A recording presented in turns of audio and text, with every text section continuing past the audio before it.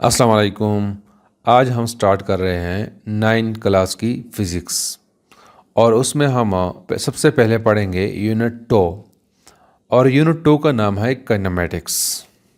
इस चैप्टर को पढ़ने के बाद आप इस काबिल हो जाएंगे कि आपको रेस्ट और मोशन के बारे में पता चल जाएगा और इसके अलावा आप ये भी जानेंगे कि एक ऑब्जेक्ट एक ही वक्त में कैसे रेस्ट में होता है और मोशन में होता है।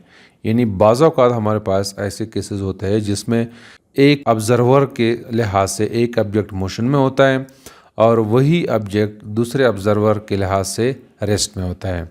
तो हम ये जानेंगे कि कैसे एक ऑब्जेक्ट रेस्ट में एक ही टाइम में रेस्ट में होता है और उसी टाइम वो मोशन में भी होता है।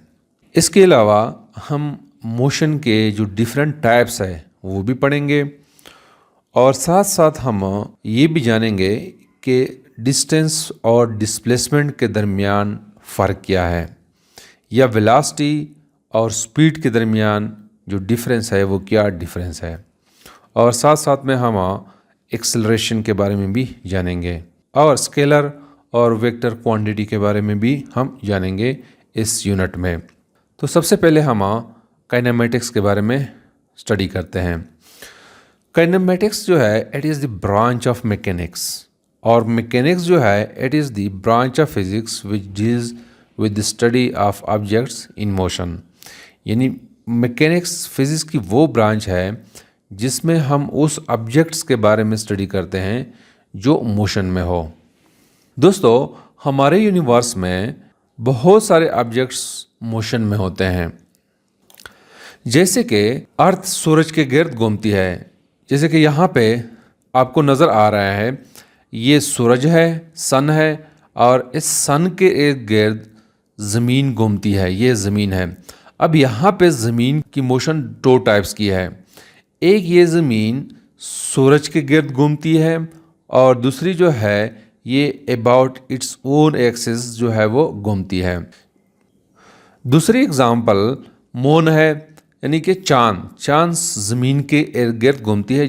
जैसे कि यहाँ पे आपको नज़र आ रहा है, ये चांद है और ये ज़मीन है।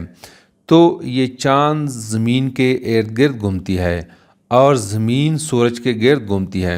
अगर इसकी जूम मैं कम कर दो, जैसे कि फॉर एग्ज़ाम्पल यहाँ पे मैं इसकी जूम कम कर रहा हूँ, तो आपको ये अंदाज़ा हो जाएगा कि ये सूरज है, इस सूरज के इर्द गिर्द ये ज़मीन घूम रही है इस ऑर्बिट में, और ये चांद है, चांद सूरज के इर्द गिर्द घूमती है।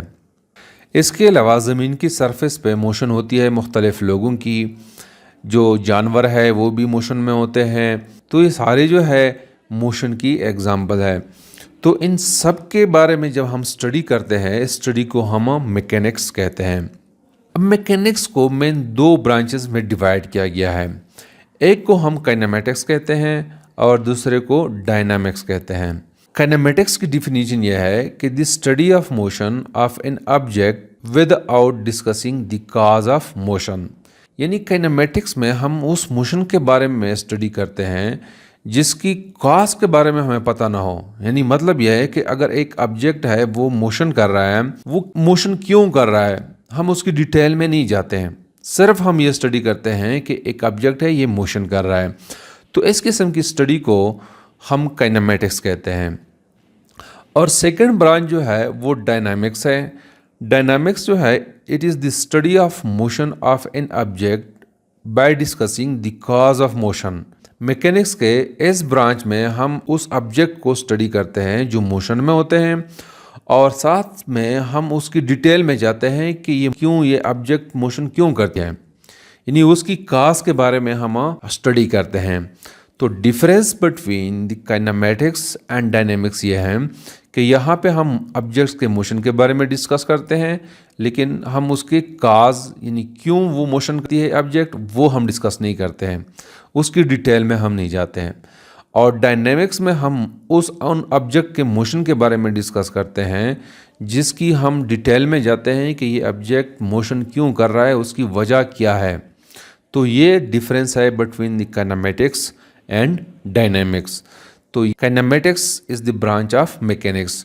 तो इस यूनिट 2 में हम सिर्फ और सिर्फ काइनेमेटिक्स के बारे में पढ़ेंगे। नेक्स्ट लेक्चर में हम रेस्ट और मोशन के बारे में स्टडी करेंगे और उसके जो टाइप्स है उसके बारे में भी हम स्टडी करेंगे। तो this is something about the kinematics. Thank you.